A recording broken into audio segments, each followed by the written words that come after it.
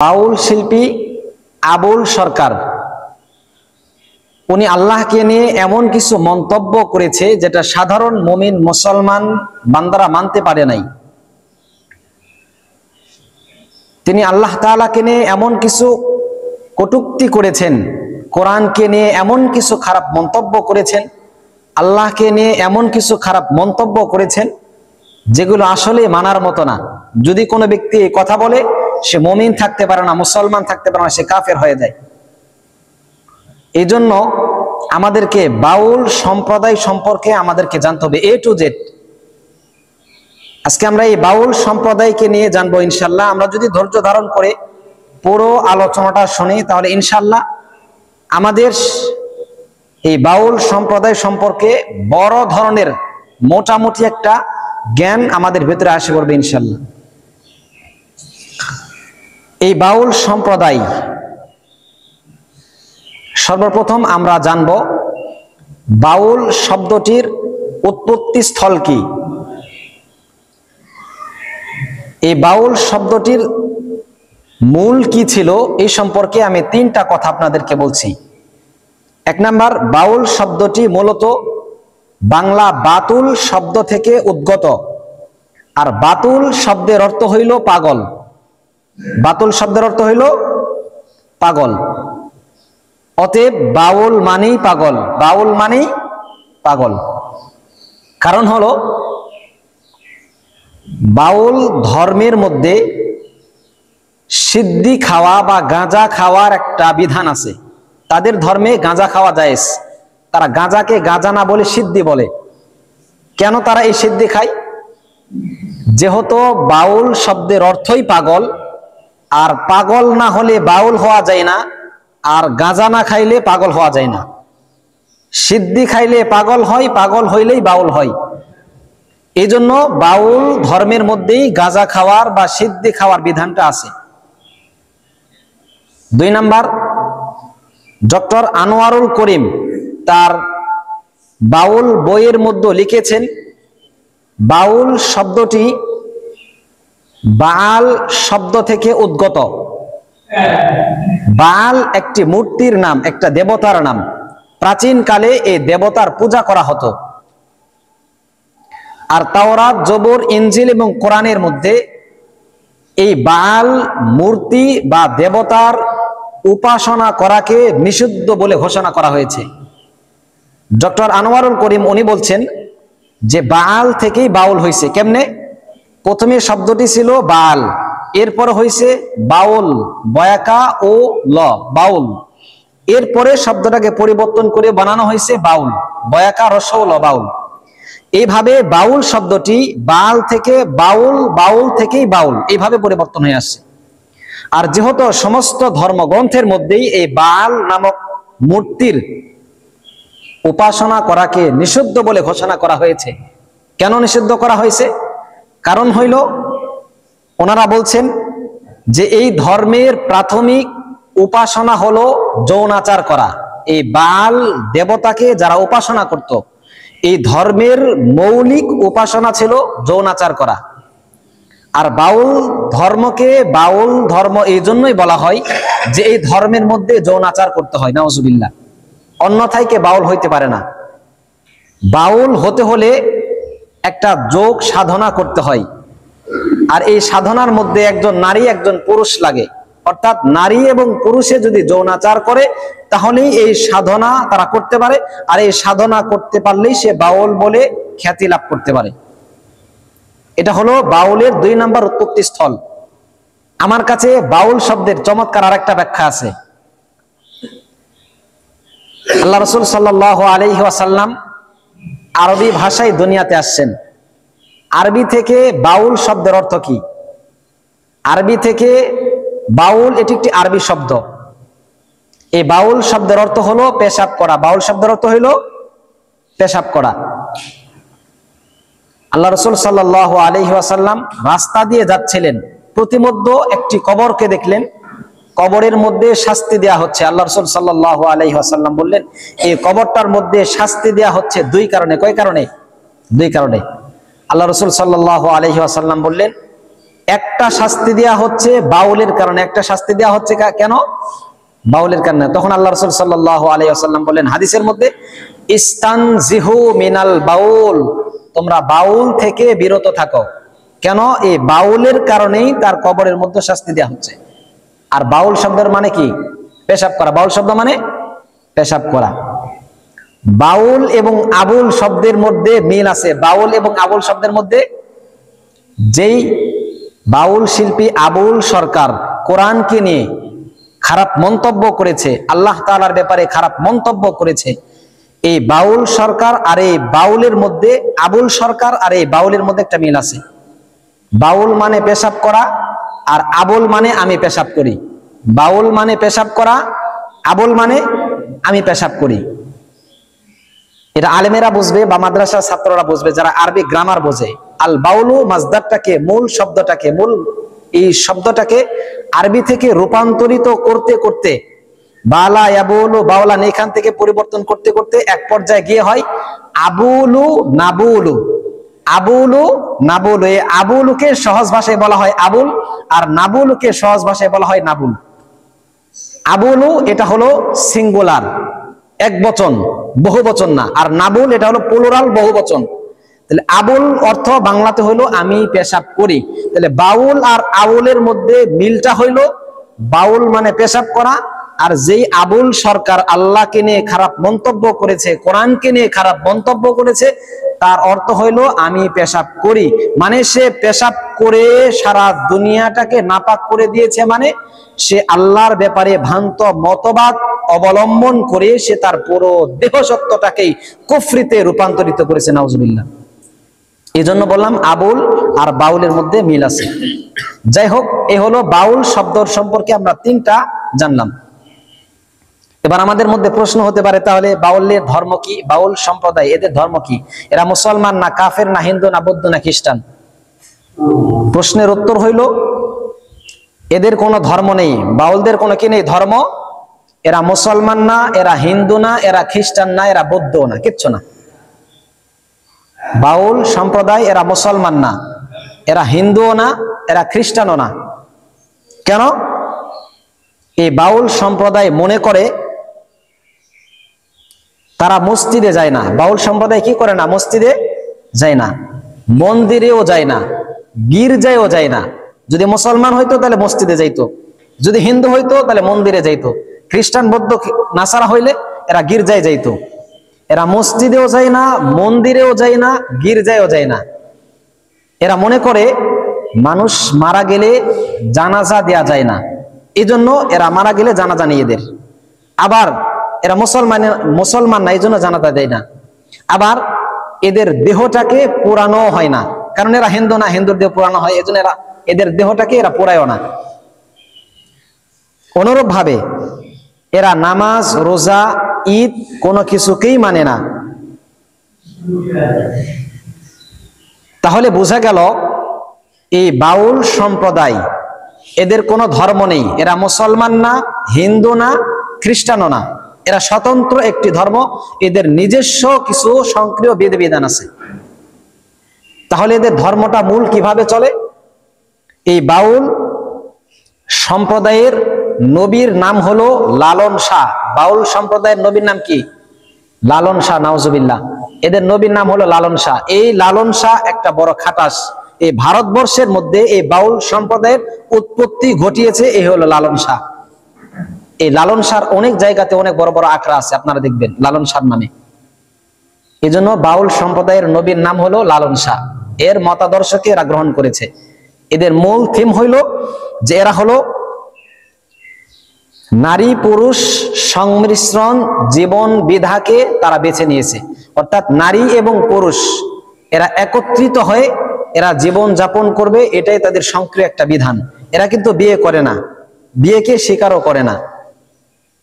আবার এদিক দিয়ে নারী পুরুষ মিলেমিশেই এরা জীবন যাপন করে, বিয়ে লাগে না এদের। তাহলে আমরা জানতে পারলাম বাউল সম্প্রদায় এরা মুসলমান না, হিন্দু না, খ্রিস্টানও না। 3 নাম্বার, এই বাউল সম্প্রদায়ের মূল কাজ কি? এদের মূল কাজ হইল যৌনাচার করা। বাউল সম্প্রদায়ের মূল কাজ কি? যৌনাচার করা। জনাব আহমদ শরীফ তার বাউল তথ্য বইয়ের মধ্যে, বইগুলো বাংলাতে লেখা, আমি অনেক কষ্ট করে বইগুলো সংগ্রহ করেছি, যে কোনো মূল্য হয়তো বা ইয়ে থেকে যে কোনো মাধ্যমে, এই বইগুলো বাংলাতে লেখা। তো জনাব আহমদ শরীফ সাহেব বাউল তথ্য বইয়ের মধ্যে উনি বলছেন যে বাউল সম্প্রদায়ের মূল কাজ যে যৌনাচার করা, উনি এই হিসেবে উনি রেফারেন্স উল্লেখ করছেন। উনি বলছেন যে কামাচার বা মিথুনাতক যোগ সাধনাই হলো বাউলের মূল কর্মপদ্ধতি। এই কামাচার বা মিথুনাতক যোগ সাধনা কি উনি ব্যাখ্যা করে বলছেন যে অর্থাৎ একজন পুরুষ এবং একজন মহিলা এই যোগ সাধনাতে লাগবে, অন্যথায় এই সাধনা কোনোভাবেই সম্পন্ন হবে না। মানে একজন মানুষ, একজন পুরুষ যদি বাউল হতে চায় অথবা একজন মহিলা যদি বাউল হতে চায়, তাহলে তাকে এই সাধনা করতে হয়। আর এই সাধনা করতে হলে একজন যদি পুরুষ হয় তাহলে একজন নারীর কাছে তাকে যেতে হয়, আর যদি একজন নারী হয় তাহলে একজন পুরুষের কাছে গিয়ে তারা যৌনাচার করলেই এই সাধনাতে তারা সম্পন্ন হয়, তখন তারা বাউল হিসেবে খ্যাতি অর্জন করে। এই জন্য আহমদ শরীফ সাহেব তার বাউল তত্ত্ব বইয়ের মধ্যে বলেছে যে এই বাউল সম্প্রদায়ের মূল কাজ হইল যৌনাচার করা। যৌনাচার করা ছাড়া এরা বাউল হইতে পারে না। এটা বোঝার জন্য সহজেই বুঝবেন, যদি কোনো মুসলমানের ঘর থেকে একটা সন্তান হয়, তাহলে এই সন্তানটা দুনিয়াতে আসার পরে ইসলাম ধর্মের একটা বিধান আছে। বিধানটা কি? হয়তোবা আমরা অনেকেই মানি বা মানি না, তবে মানা বা না মানার কথা নয়, মূল উদ্দেশ্য হলো যে ইসলামের যে একটা বিধান আছে, এই বিধানটা ইসলামেই আছে, এটা আপনাকে জানতে হবে। যদি পালন করেন করবেন, না করলে না করেন, এটা আপনার ব্যক্তিগত ব্যাপার। ইসলামের বিধান কি? যখন একটা বাচ্চা দুনিয়াতে আসে সর্বপ্রথম তার ডান কানে আজান দিতে হয়, বাম কানে একামত দিতে হয়। এরপরে এই বাচ্চারা যখন 7 দিন বয়সে উপনীত হয়, সর্বপ্রথম তার মাথার চুল ফালাইতে হয়। এরপরে চুল সমপরিমাণ রূপা বা তার সমপরিমাণ মূল্য আল্লাহর রাস্তায় সদকা করতে হয়। 3 নাম্বার, এই বাচ্চাটার সুন্দর একটা ইসলামিক নাম রাখতে হয়। 4 নাম্বার বিধান, এই বাচ্চাটার জন্য সুন্দর একটা আকিকা, ছেলে হইলে 2টা, মেয়ে হইলে একটা ছাগল আকিকা করতে হয়। এটা ইসলামের সুন্দর একটা বিধান। আকিকা কেন করবেন? এই সন্তানটা আল্লাহ তাআলার কাছে বন্ধক থাকে, ঋণগ্রস্ত থাকে। যদি আকিকা করেন তাহলে আল্লাহ তাআলা এই আকিকার মাধ্যমে আপনার সন্তানটাকে দুনিয়াতে আসার পরে যত বিপদ আপদ, রোগ বালা মুসিবত আছে আল্লাহ সব দূর করে দেয়। কিন্তু ইসলামের এই বিধানটা না মানার কারণে আজকে সন্তান হইলেই দেখবেন তাকে নিউমোনিয়া, গ্যাস দিতে হয়, এই দিতে হয়, অক্সিজেন দিতে হয়, এই সমস্যা সেই সমস্যা। মূলত আমরা এই বিধানগুলো মানি না।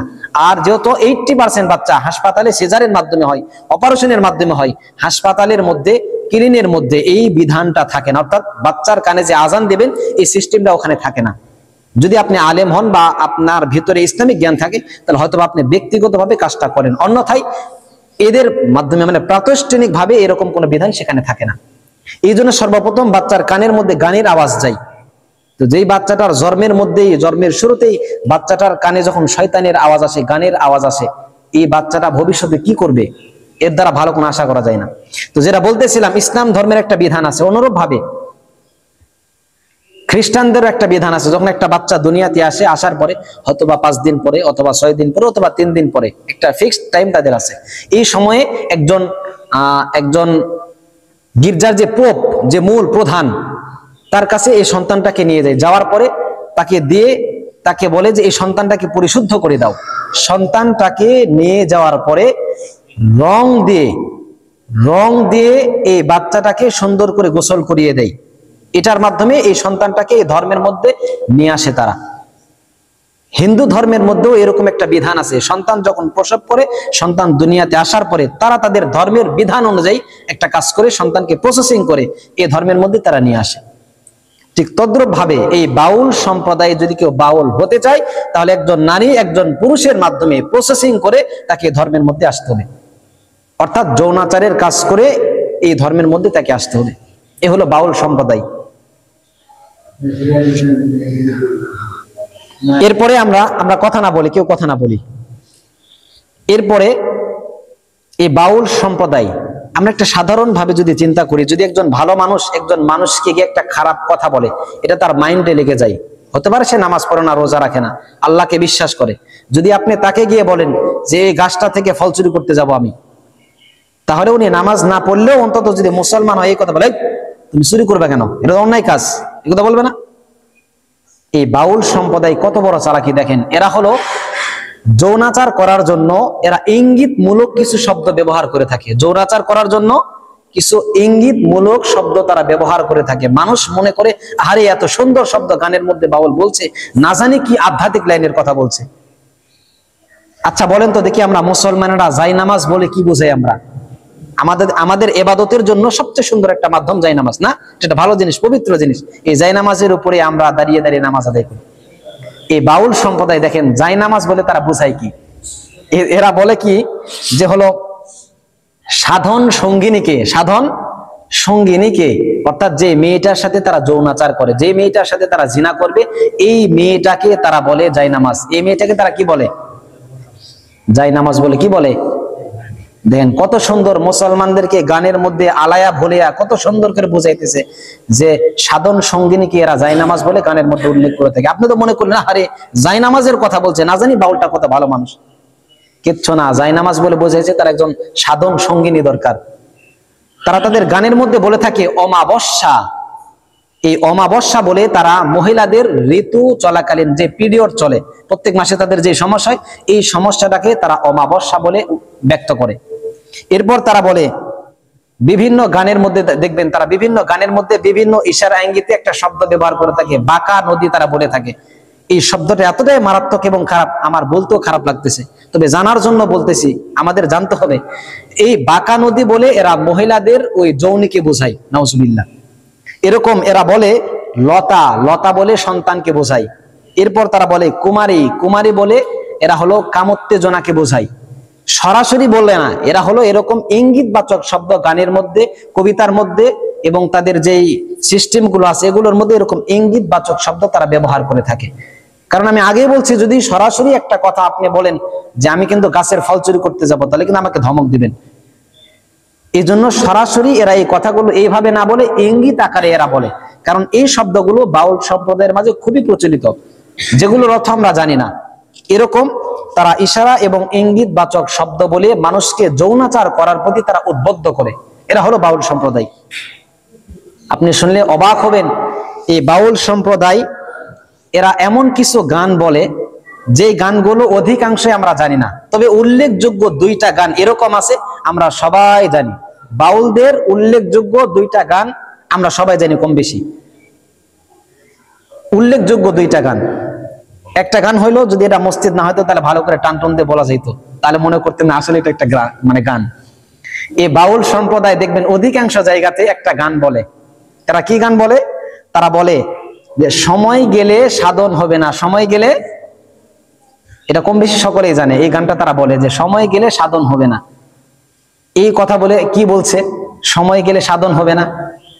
বাহ্যিকভাবে চিন্তা করলে মনে হয় যে এটা একটা গভীর আধ্যাত্মিক লাইনের কথা, না জানি কি একটা গভীর আধ্যাত্মিক লাইনের কথা, যে সময় গেলে সাধন হবে না, মানে একটা স্টেপ আছে, একটা লেভেল আছে, এই লেভেলটা যদি পার হয়ে যায় তাহলে সাধনা করতে আর পারবেন না, সাধনা না করলে ওই মহান সত্তাকে আপনার ভেতরে আনতে পারবেন না। এরকম একটা গভীর কথা মনে হয় এখান থেকে তারা বোঝায়, আসলে কিচ্ছু না, কোনো আধ্যাত্মিক লাইনের কোনো কথাই এটা না। এটা বলে তারা এমন একটা খারাপ মারাত্মক শব্দের দিকে তারা ইঙ্গিত করে থাকে, যেটা শুনলে আপনারা অবাক হবেন। এই যে তারা বললো যে সময় গেলে সাধন হবে না, এই কথা বলে তারা বুঝাইছেন যে একজন মহিলার ঋতুস্রাবের আগ মুহূর্তে তুমি তাদের সাথে যৌনাচার করো। যখন মহিলাদের পিরিয়ড আসে, পিরিয়ড আসার আগ মুহূর্তের যে সময়টা, এই সময়টাতে তুমি তার সাথে গিয়ে অবৈধভাবে জিনা করো, মিলামিশা করো, অন্যথায় সময় গেলে কিন্তু সাধন হবে না। মানে যদি ওই সময়টা আসে পড়ে তাহলে তোমার উদ্দেশ্য আর হইব না। দেখেন শুনতে তো কত চমৎকার মনে হইলো যে সময় গেলে সাধন হবে না, আর উদ্দেশ্য নিছে কি? যে ওই সময়টা আসার আগেই তুমি তার সাথে অপকর্মের মধ্যে লিপ্ত হয়ে যাও, নাউজুবিল্লাহ। এ হলো বাউল সম্প্রদায়। এরপরেও তারা আরেকটা উল্লেখযোগ্য গান তারা বলে থাকে, আমরা অনেকে এই গানটাও জানি। তারা বলে থাকে যে বাড়ির পাশে আরশিনগর, বাড়ির পাশে আরশিনগর, এটা একটা গানের একটা অংশ। এই আগের যেটা বললাম একটা অংশ। তারা এই গানের মধ্যে বলে থাকে যে বাড়ির পাশে আরশিনগর। এই বাড়ির পাশে আরশিনগর বলে কি বুঝাইছেন? মনে করি কি আধ্যাত্মিক লাইনের কি গভীর কথা? কিচ্ছু না। বাড়ির পাশে আরশিনগর বলে তারা যে উদ্দেশ্য নেয় সেটা হইলো, তারা বলছেন যে বাড়ির পাশে আরশিনগর মানে হইলো আমরা যেহেতু মানুষ, আর আমি অনেক আগে হয়তো বা 7-8 এর বইয়ের সমাজ বইয়ের মধ্যে একটা পড়া পড়ছিলাম, ওই বইয়ের মধ্যে একটা লেখা আছে, সেটা হইলো ওইখানে আমরা পড়ছিলাম যে মানুষ সম্পর্কে আলোচনা করতে গিয়ে ওই বইয়ের মধ্যে লেখা আছে মানুষ সামাজিক জীব, মানুষ সমাজবদ্ধ হয়ে বসবাস করে। এই কথাটা লেখা আছে, আমার আজও পর্যন্ত মনে পড়ে। মানুষ সামাজিক জীব, মানুষ সমাজবদ্ধ হয়ে বসবাস করে। আসলে মানুষ সামাজিক জীব, সমাজবদ্ধ হয়ে ছাড়া এরা বসবাস করতে পারে না। মানুষ বসবাস করতে হলে একা থাকতে পারে না, মানুষের সাথে মিলেমিশেই তাদেরকে থাকতে হয়। এই যে এই কথাটা এরা বললো যে বাড়ির পাশে আরশি নগর, বাড়ির পাশে আরশি নগর বলে তারা বুঝাইছে একজন এখানে যুবক এখানে এক বাড়িতে থাকে, পাশে এক বাড়িতে একটা মেয়ে থাকে। যুবককে তারা উদ্দেশ্য করে বলতেছে বাড়ির পাশে আরশি নগর, মানে এই যুবক তুমি বাড়ির মধ্যে বসে রয়েছে কেন? ওই যে পাশে যে মেয়েটা তার সাথে গিয়ে যৌনাচার করো, বাড়ির পাশে আরশি নগর মানে এইখান থেকে ওইখানে গিয়ে তার সাথে যৌনাচার করো। আবার মেয়েটাকে উদ্দেশ্য করে বলে বাড়ির পাশে আরশি নগর, মানে তুমি এখানে বসে রয়েছে কেন? ওই নগরের মধ্যে যাও, নগরের মধ্যে গিয়ে ডুব দাও, মানে তার সাথে যৌনাচার করো, তাহলে আরশি নগরের মধ্যে তুমি চলে যাইবা। দেখেন গানটা শুনে কত সুন্দর মনে হয়, আধ্যাত্মিক লাইনের, বাড়ির পাশে আরশি নগর, অথচ উদ্দেশ্য নিচে কত খারাপ। এই হলো বাউল সম্প্রদায়। এই বাউল সম্প্রদায়ের সবচেয়ে আশ্চর্যের বিষয় হলো এরা বলে যখন কোনো মানুষ অসুস্থ হয়ে যায়, যখন কোনো মানুষ রোগে আক্রান্ত হয়ে যায়, এই রোগের মধ্যে লিপ্ত হইলে তো চিকিৎসার প্রয়োজন পড়ে। এই বাউল সম্প্রদায় এরা বলে যে মানুষ যত বড়ই রোগের মধ্যে পড়ুক না কেন, যত বড়ই বড় সমস্যা হোক না কেন, যদি তারা 3টা কাজ করে তাহলে মুহূর্তের মধ্যে এরা সুস্থ হয়ে যাবে। সেই 3টা কাজ কি? এই 3টা কাজ কি? এই 3টা কাজ হইল, 1 নাম্বার তারা বলছে যে যখন কোনো মেয়ে সর্বপ্রথম বালেগ হয়, সর্বপ্রথম বালেগ হয়, হওয়ার পরে সর্বপ্রথম যে পিরিয়ড তার আসে, আসার পরে সর্বপ্রথম যে রক্তটা আসে, এই রক্তটা পান করলে একজন মানুষ সব রোগ থেকে মুক্তি পাওয়া যাবে। নাউজুবিল্লাহ। মানে এরা তো পাগল, বাউল মানে পাগল। আমি আগেই বলছি যে এদের মাথাটা কিরকম পাগল হয়েছে, যে কিরকম পাগল হলে এই কথাগুলো বলতে পারে। এরকম আরো 2-3টা কথা বলছে যে এরকম মারাত্মক, যেগুলো মুখে উচ্চারণ করা যায় না, এইগুলো খাইলে নাকি এরা ভালো হয়ে যায়, সুস্থ হয়ে যায়। এ হলো বাউল সম্প্রদায়।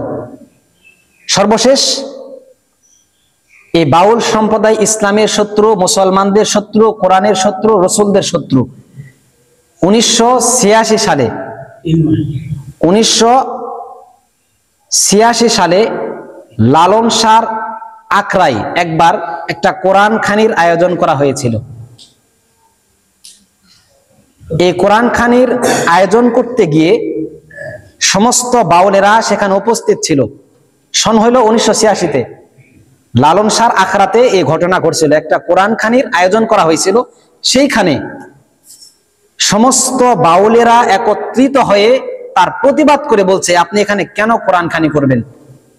এখানে কোনো কোরআনের দ্বারা আলোচনা করা যাবে না, এখানে কোনো কোরআনের আলোচনা থাকতেও পারে না, এখানে কোনো মিলাদ মাহফিলও চলতে পারে না। লালন শাহর পক্ষ থেকে প্রশ্ন করছে ওইখানে যারা উপস্থিত ছিল যে কোরআন খানি করলে সমস্যা কি? সমস্ত লালনেরা একজোট হয়ে, ঐক্য হয়ে তারা বলছিল যে আসমানি যত কিতাব আছে, তাওরাত, জবুর, ইনজিল কিতাব সহ সমস্ত আসমানি কিতাবের মধ্যে বিধানের মধ্যে সামান্যতম, ন্যূনতম হলো একটা করে পার্থক্য আছে, একটা পরিবর্তন আছে। অর্থাৎ তাওরাতের মধ্যে একটা বিধান ছিল নাজায়েজ এবং হারাম, জবুরের মধ্যে এসে এই বিধানটাকে একটু শিথিল করা হয়েছে, ইনজিলের মধ্যে এসে এই বিধানটাকে আবার একটু শিথিল করা হয়েছে, আবার কোরআনের মধ্যে এসে এই বিধানটাকে একদম কঠিন ভাবে নিষেধ করা হয়েছে। অন্যান্য ধর্মের মধ্যে হয়তোবা মদ খাওয়া জায়েজ ছিল, কোরআনের মধ্যে এসে মদ খাওয়াকে হারাম করছে। অন্যান্য ধর্মের মধ্যে শুকর খাওয়া জায়েজ ছিল, কোরআনের মধ্যে এসে শুকর খাওয়া হারাম করছে। তাহলে বোঝা গেল আসমানি ধর্মগ্রন্থের মধ্যে বিধানের ক্ষেত্রে কিছু পরিবর্তন আসে, আর যেই কিতাবের মধ্যে পরিবর্তন হতে পারে এটা আসমানি কিতাব হতে পারে না। অতএব আমরা কোরআন এবং তাওরাত, জবর, ইনজিল কিছুই আমরা মানি না। নাউজুবিল্লাহ। তাহলে এখান থেকে সুস্পষ্ট বোঝা যায় এই বাউল সম্প্রদায় এরা সুস্পষ্ট ভাবে কোরআনকে অস্বীকার করে, আসমানি কিতাবকে অস্বীকার করে, আল্লাহকেও অস্বীকার করে। এই জন্য আমি আগে বলছি বাউল সম্প্রদায় এরা মুসলমান না। সর্বশেষ আমি আমার আলোচনা শেষ করছি। বাউল আবুল সরকার আল্লাহর ব্যাপারে যে খারাপ মন্তব্যগুলো করেছিল, এর মধ্যে থেকে 6টা উল্লেখযোগ্য কারণ আমরা শুনি। বাউল আবুল সরকার মানিকগঞ্জে যে কনফারেন্স করেছিল কিছুদিন আগে, 2 সপ্তাহ আগে, যেখান থেকে তাকে পুলিশ প্রশাসন ধরে নিয়ে গেছে, এইখানে উনি কয়েকটা কথা বলছিল তার গানের মধ্যে। সর্বপ্রথম যে দাবি করছে উনি বলছে যে আল্লাহর সাথে আরেকটা যদি আল্লাহ হইতো তাহলে পাল্লা দেওয়া ভালো হইতো। আল্লাহর সাথে যদি আরেকটা আল্লাহ হইতো তাহলে পাল্লা দেওয়া ভালো হইতো। নাউজুবিল্লাহ। উনি বলছে আল্লাহর সাথে যদি আরেকটা আল্লাহ হইতো, মানে আল্লাহ একটা না আল্লাহ একাধিক, তাহলে আল্লাহর সাথে উনি শিরক করে ফেলছে। অথচ আমরা জানি কুল হু আল্লাহু আহাদ, আল্লাহ বলছেন আল্লাহু আহাদ, আল্লাহ এক, তার কোনো শরিক নেই। অথচ সে বলছে আল্লাহর সাথে যদি আরেকটা আল্লাহ হইতো তাহলে পাল্লা দেওয়া ভালো হইতো। এক নাম্বার দাবি। তার 2 নাম্বার দাবি, সে বলছে যে আল্লাহ আরো একাধিক আল্লাহ কেন বানালো না? যদি সারা বিশ্বের মধ্যে যদি একজন আল্লাহ থাকতো তাহলে একাধিক আল্লাহ উনি বানাইতো। কারণ দরবার থেকে যদি খেলাফত দেওয়া হইতো তাহলে দরবারের সম্মান কমে না বরং বাড়ে। তাহলে আল্লাহ যদি একজনই হইতো, আসমান জমিনের মালিক যদি একজনই হইতো, তাহলে উনি আরো একাধিক আল্লাহ কেন বানালো না? তাহলে তার এতে তো তার সম্মান বাড়ায় যেত। নাউজুবিল্লাহ। এখান থেকেও সে প্রমাণ করতে যাচ্ছে 2টা জিনিস, এক আল্লাহ নাই, দ্বিতীয়ত যদি আল্লাহ থাকেও তাহলে এর ক্ষমতা বেশি না। যদি হইতো তাহলে আরো 10টা আল্লাহ কেন বানালো না? 3 নাম্বার, সে বলছে যে আল্লাহ তাআলার কথার আমি মাথা কোনটা আর গোয়া কোনটা আমি কিছুই বুঝি না। নাউজুবিল্লাহ। আল্লাহর শানে একটা কথা এরকম বলা, একটা সুস্থ মস্তিষ্কের মানুষ এই কথা বলতে পারে না যে আল্লাহর ওইটা কোনটা আর ওইটা কোনটা আমি এরকম আগামাথা পাই না। দেখেন আল্লাহ তাআলা তো মানুষদের থেকে সবার ঊর্ধ্বে। আল্লাহর হাত আছে, পা আছে, তবে কেমন আছে এটা আল্লাহ তাআলাই ভালো জানেন। কামা ইয়ালিকু বিশানি, হাত আছে, পা আছে, কেমন এটা আল্লাহ তাআলাই ভালো জানেন। অথচ উনি খারাপ 2টা শব্দ ব্যবহার করছে, যেটা আমার মুখ দিয়ে উচ্চারণ করতেও খারাপ লাগতেছে। উনি এই কথা এই জন্যই বলছে যে আল্লাহ তাআলা একবার বলছে যে আল্লাহ তাআলা সর্বপ্রথম আরশ বানাইছে, পরবর্তীতে উনি বলছে আল্লাহ তাআলা সর্বপ্রথম ভালোবাসা সৃষ্টি করছে, এরপরে আল্লাহ তাআলা বলছেন আমি সর্বপ্রথম আমি রূহকে বানিয়েছি। তাহলে আল্লাহ এক মুখে এতগুলো কথা কিভাবে বলল? একবার বললো আমি সর্বপ্রথম ভালোবাসা বানাইছি, আরেকবার বললো আমি সর্বপ্রথম রূহকে সৃষ্টি করছি, আরেকবার বললো আমি সর্বপ্রথম আরশকে বানিয়েছি। তাহলে তো এটা মুখ নাকি অন্য কিছু, এই জন্য আমি এটা বিশ্বাস করতে পারি না। অথচ সে কত বড় গন্ড মূর্খ, মানে কত বড় জাহেল। আল্লাহ এই কথা বলছে, এটা পুরো কোরআনের কোনো জায়গাতেই নেই। যদি একটা জাল জয়ীফ বানোয়াট হাদিসের মধ্যে এই কথাটা থাকতো যে আল্লাহ তাআলা সর্বপ্রথম ভালোবাসা বানিয়েছে, তাহলে তো অন্তত মনকে একবার সান্ত্বনা দিতে পারতাম। যাক, মূর্খ মানুষ হয়তোবা জাল হাদিসটাকে হয়তোবা হাদিস বলছে বা আয়াত বলছে, অথচ জাল হাদিসের মধ্যে এই কথাগুলো নেই। এরপরে আবুল সরকার দাবি করেছে যে তাকে প্রশ্ন করা হয়েছে যে আল্লাহ তাআলা সূরা নাসের মধ্যে এত নাস উল্লেখ করছে কেন? এটা তার সবচেয়ে বড় আলোচনার বিষয়। আল্লাহ তাআলা সূরা নাসের মধ্যে এত নাস শব্দ উল্লেখ করছে কেন? আবুল সরকার সে উত্তর দিয়েছে আল্লাহ তাআলা মানুষকে বেশি বেশি নাচতে বলছে, এজন্য সূরা নাসের মধ্যে খালি নাচ নাচ নাচ বলছে। দেখেন কত বড় মূর্খ জাহেল। তুমি আরবি জানো না, বাংলায় শুদ্ধ করে পড়তে পারো না, তুমি নাচ শব্দটারে কি ব্যাখ্যা করলো? তুমি নাস এটা আরবি শব্দ। ও বলছে কুল আউযু বিরাব্বিন নাস, এখানে আল্লাহ নাচতে বলছে, মালিকিন নাস এখানে আল্লাহ নাচতে বলছে, ইলাহিন নাস এখানে আল্লাহ নাচতে বলছে। এখানে সব জায়গায় নাচতে বলছে, যেন আল্লাহ তাআলা সূরা নাসের মধ্যে খালি নাচ নাচ নাচ দিয়েছে। অথচ এই নাচ এটা আরবি শব্দ। নাচ মানে নাচা নয়, নাচ মানে নাচা নয়। এই নাচ মানে হলো মানুষ, নাচ মানে হলো মানুষ। এটা মানুষের মানে মস্তিষ্ক কতটা খারাপ হইলে মানুষ এর যখন আল্লাহ তাআলার ব্যাপারে কোরআনের ব্যাপারে এরকম আলতু ফালতু কথা বলতে পারে। এই জন্য যেই আবুল সরকার এই কথাগুলো বলেছেন, আল্লাহর কাছে তার তওবা করা দরকার, নতুন করে আবার ঈমান আনা দরকার। এই জন্য আমরা এই সম্প্রদায় থেকে বাউল সম্প্রদায় থেকে আমরা সকলেই সতর্ক থাকার চেষ্টা করবো ইনশাআল্লাহ। আল্লাহ তাআলা আমাদের সকলকেই এই কথাগুলোর উপরে আমল করার তৌফিক দান করুন। ওয়া আখিরু দাওয়ানা আনিল হামদুলিল্লাহি রাব্বিল আলামিন।